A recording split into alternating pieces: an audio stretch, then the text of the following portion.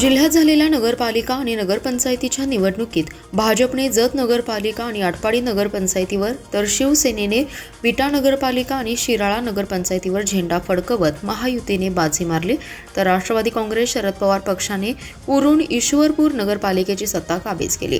काँग्रेसने पलूस तर शहर विकास आघाडीने आष्टा नगरपालिकेचा गड कायम राखलाय. तासगावमध्ये देखील संजय काका पाटील यांच्या नेतृत्वाखाली विकास महाआघाडीने विजय मिळवला.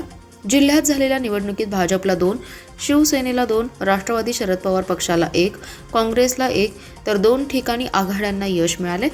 जिल्ह्यात सर्वाधिक लक्ष लागलेल्या उरण ईश्वरपूर नगरपालिकेच्या निवडणुकीसाठी महायुती आणि राष्ट्रवादी शरद पवार पक्षामध्ये लढत झाली. या निवडणुकीत जयंत पाटील यांनी कमबॅक केले. नगराध्यक्षपदी राष्ट्रवादी काँग्रेस शरद पवार पक्षाचे आनंदराव मलगुंडे विजयी झाले.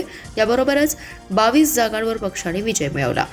विरोधी असलेला भाजप, शिवसेना, राष्ट्रवादी काँग्रेसला महायुतीत मोठा फटका बसलाय. त्यांचे केवळ 8च नगरसेवक विजयी झाले. विटा नगरपालिकेच्या निवडणुकीत भाजप व शिवसेना आमनेसामने होते.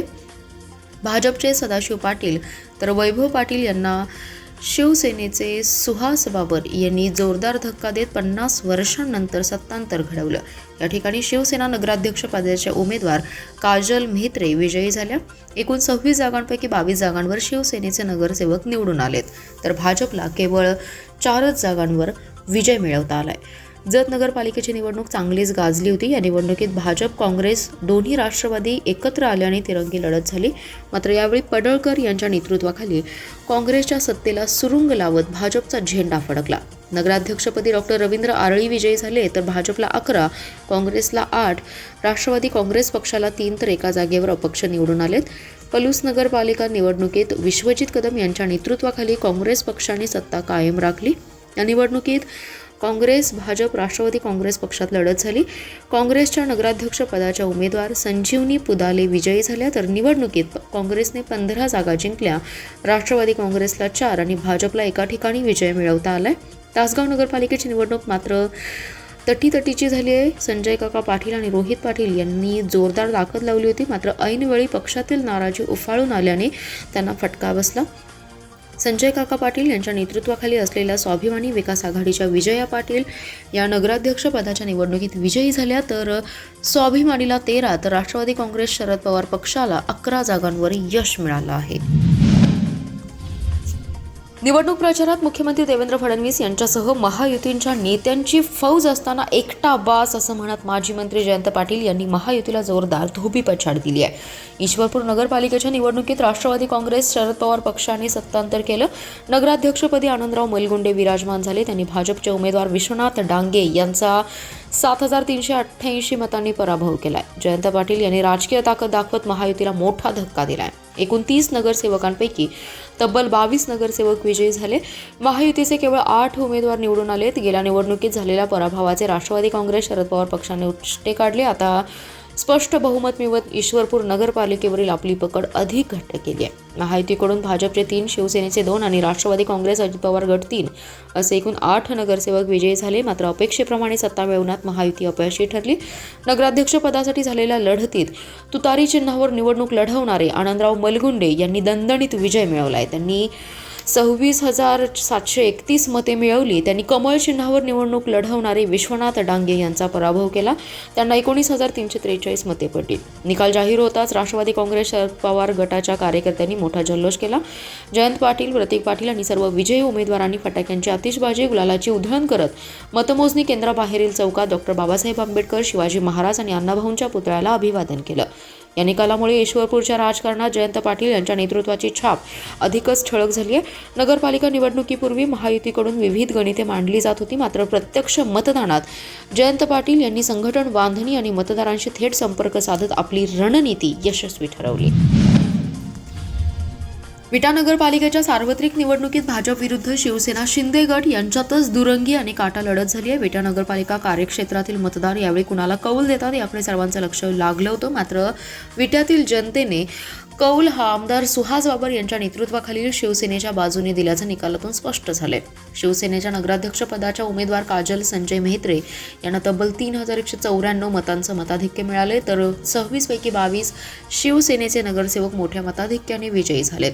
माजी आमदार ॲडव्होकेट सदाशिवराव पाटील यांच्या 55 वर्षांच्या एकहाती सत्तेला सुरुंग लावण्यात शिवसेनेचे आमदार सुहास बाबर यांना यश आले असून विटा नगरपालिकेवर शिवसेनेचा भगवा डौलाने फडकलाय. एकूण 13 प्रभागातील 13 टेबलावरून मतदानाची मोजणी सुरू झाली. सुरुवातीला प्रभागनिहाय नगरसेवकांचे निकाल जाहीर झाले. मतमोजणीत प्रभाग 1 मधून धक्कादायक निकाल लागला. शिवसेनेचे उमेदवार अपर्णा पाटील यांनी भाजपच्या उमेदवार शाहीन तारळेकर यांचा 488 मतांनी पराभव केला, तर प्रभाग 1 मधून शिवसेनेचे उमेदवार वैभव मेहत्रे यांनी विनोद पाटील यांचा 237 मतांनी पराभव करत पाटील गटाच्या बालेकिल्ल्यावर शिवसेनेचा भगवा फडकवत विजयी सलामी दिली. निकाल जाहीर होताच बाबर समर्थकांनी आमदार सुहास बाबर, अमोल बाबर, नवनिर्वाचित नगराध्यक्षा काजल मेहत्रे यांच्यासह सर्व विजयी उमेदवारांची पारंपरिक वाद्याच्या निनादात आणि डीजेच्या ठेक्यावर फटाक्यांची आतिषबाजी करत, गुलालाची उधळण आणि जोरदार घोषणाबाजी करत प्रमुख मार्गांवरून विजयी मिरवणूक काढून एकच जल्लोष केलाय. जत नगरपालिकेच्या 3ऱ्या पंचवार्षिक आणि 2ऱ्या थेट नगराध्यक्ष पदाच्या निवडणुकीत गोपीचंद पडळकर यांच्या नेतृत्वाखालील भाजपाने एकहाती सत्ता काबीज करत दणदणीत विजय संपादन केला. येथे डॉक्टर रवींद्र आरळी यांनी काँग्रेसच्या सुजय नाना शिंदे यांचा तब्बल 2496 मतांनी पराभव केलाय. राष्ट्रवादीच्या सुरेशराव शिंदे यांना मतदारांनी 3ऱ्या क्रमांकावर ठेवलं. पालिकेत 11 जागेवर भाजपने यश संपादित केले. तत्कालीन ग्रामपंचायत आणि नगरपालिकेच्या स्थापनेनंतर प्रथमच भाजपने जत शहर काबीज केलं. या ऐतिहासिक विजयानंतर जत शहरात भाजपने मोठा विजयोत्सव साजरा केलाय. दरम्यान मतदारांनी अनेकांचा अंदाज धुळीस मिळवत जत पालिकेत भाजपला 11, काँग्रेसला 8, राष्ट्रवादी अजित पवार गट 3 तर 1 अपक्ष असा कौल दिलाय.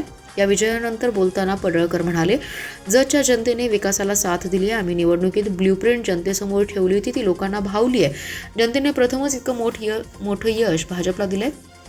निवडणुकीत दिलेले प्रत्येक वचन 5 वर्षात पूर्ण करू. तसेच आजपासून विरोधाचं राजकारण संपलंय. विरोधी विजयी उमेदवारांनाही शहराच्या विकासासाठी एकोप्याने काम करण्यास संधी द्यावी असं आवाहन केलं. प्रभाग क्रमांक 10 मध्ये अपक्ष उमेदवार फिरोज नदाफ आणि भाजप उमेदवार पवन कुंभार यांना समान मते मिळाल्याने प्रथम फेरमोजणी घेण्यात आली. मात्र फेरमोजणीतही दोघांना समान मते मिळाल्याचं स्पष्ट झालं. त्यामुळे निवडणूक निर्णयासाठी चिठ्ठी काढण्याचा निर्णय घेण्यात आला. अखेर चिठ्ठीतून अपक्ष उमेदवार फिरोज नदाफ यांची निवड झाली.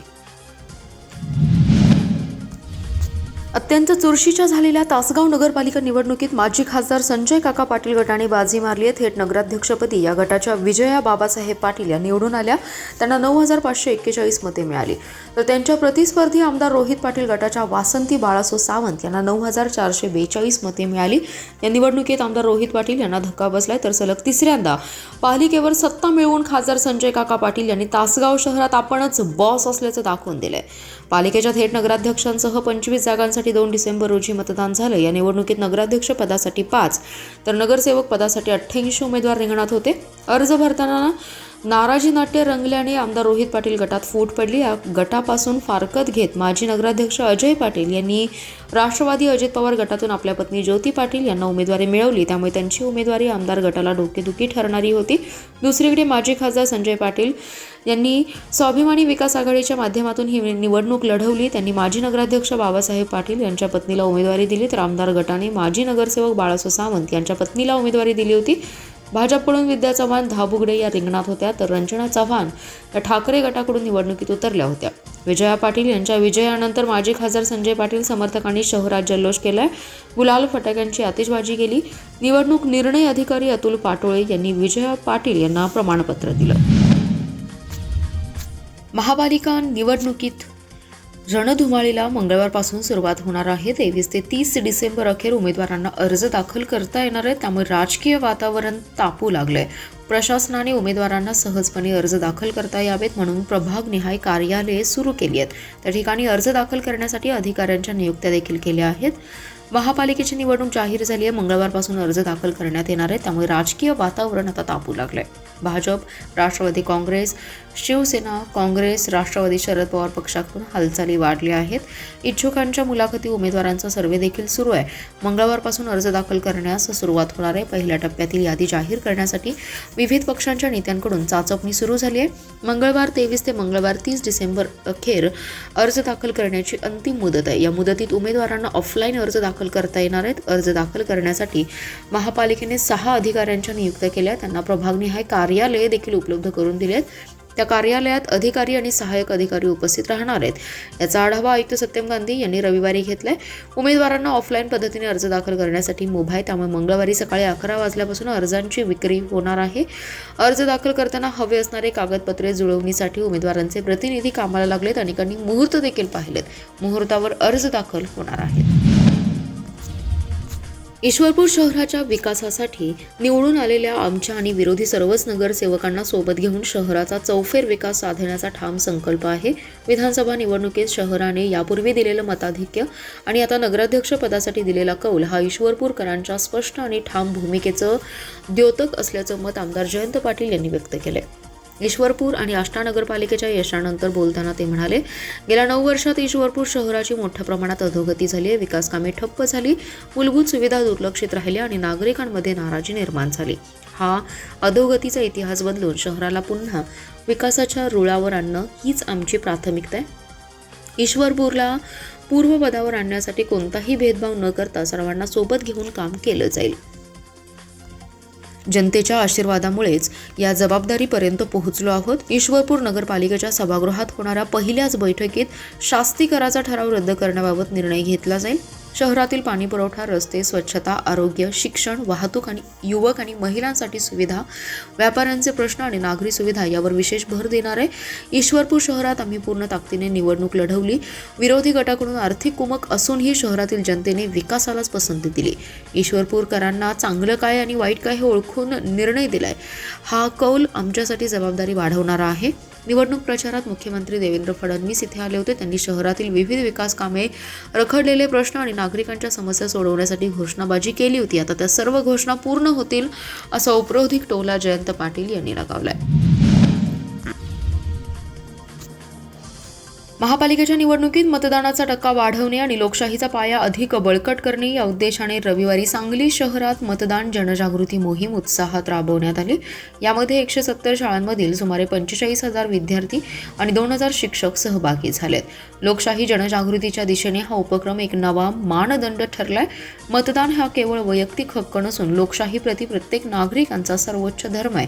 तरुणांनी आणि नवमतदारांनी निर्भयपणे विवेकबुद्धीने मतदान करून लोकशाहीचा पाया अधिक मजबूत करावा असे आवाहन आयुक्त सत्यम गांधी यांनी केले.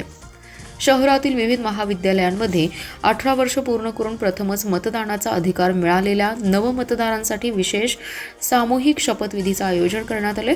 युवक युवतींमध्ये मोठा उत्साह दिसून आला असून मतदान आमचा अधिकार आणि कर्तव्य या घोषणांनी परिसर दणाणून केला. ही चळवळ विद्यार्थ्यांच्या माध्यमातून घराघरात पोहोचवण्याचा निर्धार व्यक्त करण्यात आलाय. या मोहिमेचं नियोजन आणि अंमलबजावणी नोडल अधिकारी तथा उपायुक्त स्मृती पाटील, प्रशासन अधिकारी प्रकाश खेडकर यांनी पार पाडली.